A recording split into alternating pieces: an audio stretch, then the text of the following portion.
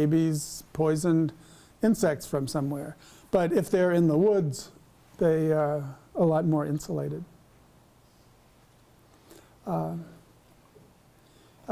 Yes. Yes. Well, I noticed you were growing all sorts of plants in your yard. Do you have any suggestions on how to start this? Yes, if you'd like to help, talk to me afterwards. We'll give you plants. If you want to raise plants of the local rare species that we need seeds of for forest preserve, then we have to start with the with the rare local seed. If you just would like to use interesting native plants that don't need pesticides, you can find out quite a bit online.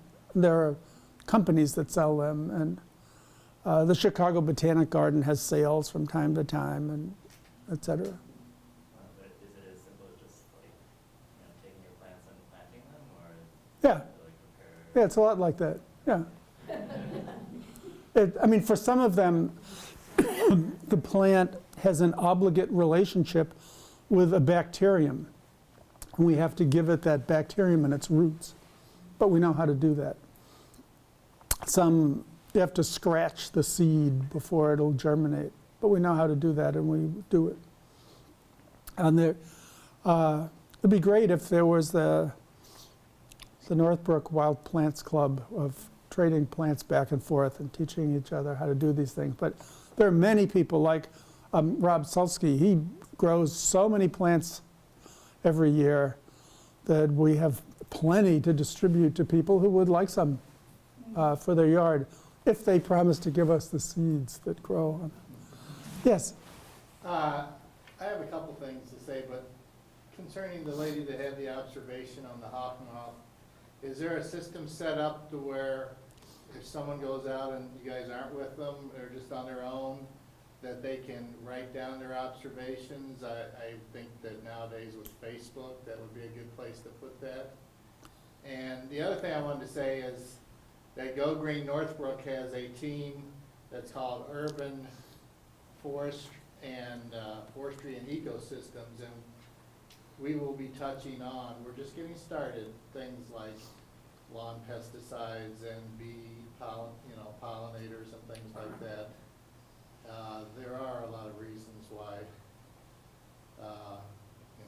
we have these problems, and if you're interested in that, you can go to the website and join and show up for one of the meetings. Yeah, good comments. Go to the Go Green Northbrook website.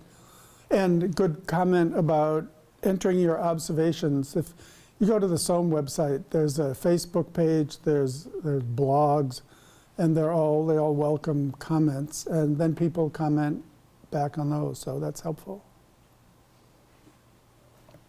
Yes? Perhaps you mentioned this and I missed it.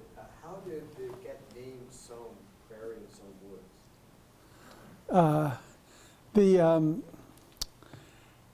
When the Forest Preserve District was buying this land, they needed to get votes on the county board, yes, we will spend this money to buy this land.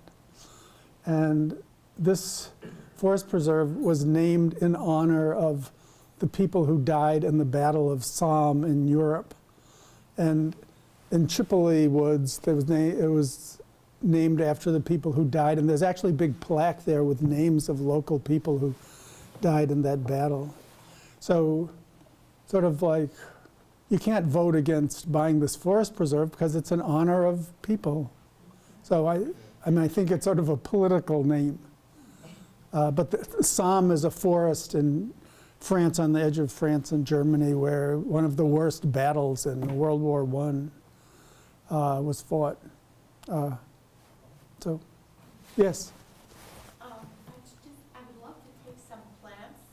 Good. However, we have the largest rabbit population imaginable. Yeah. Yeah. How do rare plants or plants that you want to propagate hold up to the local rabbits? They don't eat my plants. Okay. And we have a lot of rabbits too. Yeah, they may eat a couple. Well, we don't begrudge them some. Yeah. Yeah. I'm just gonna suggest, maybe this gentlewoman would maybe just buy a coyote. The problem is the coyotes don't eat the skunks, though, that's the problem. Yeah. Now, the great horned owls do eat the skunks, but I suppose we don't have enough great horned owls. We have seen them actually the last couple of years. Yeah. Back in the same area. There are hugely more rabbits. What many of us think it's because the crows are mostly gone from West Nile, and the crows used to eat the baby rabbits. So the ecosystem is complicated. I think it's also because the ecosystem is fragmented, isn't it? And also, because the ecosystem is fragmented, that has a huge impact. So that's why we don't have the species that require much bigger. I mean, it's great that there's enough that we can have great horned owls and red-tailed hawks and coyotes. Some people don't miss the wolves and the bears. Be nice if the wild turkeys came back. They may. It's getting, we're heading in the other direction. Many species that were extinct in Illinois have come back in recent years because of the good conservation measures.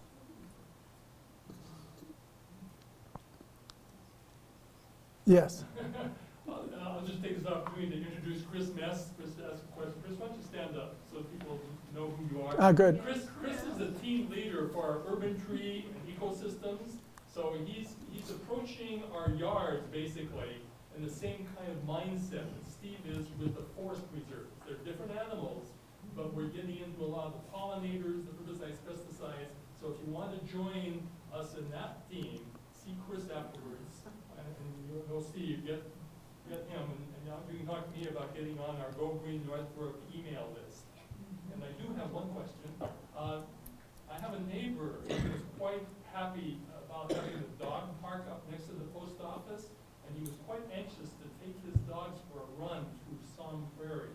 And I've heard of a lot of people as they become aware of there really is a nice park and preserve up there. They want to take their kids up. And I'm wondering what advice you might have for us to talk to those parents about their kids and their dogs. The dogs are in the dog park. It's not legal to take dogs into the dedicated Illinois Nature Preserve behind the post office. It's one of the most important sites in the state. The state has special rules. So if anyone asks you about dogs behind the post office, they're not allowed. Kids are allowed, however. You mentioned dogs and kids. I know W.C. Field said some man who hates kids and dogs can't be all bad. But we're sort of pro-kids for the nature preserve, but it doesn't welcome dogs. The rest of the forest preserves, dogs are allowed on leash. Great discussion. Thanks so much. Gene, Cy, do you have a final thought, or come and talk to us afterwards? Thanks so much for coming. Please come on a tour once it's beautiful out and the birds and butterflies are welcoming us. Okay. Thank you.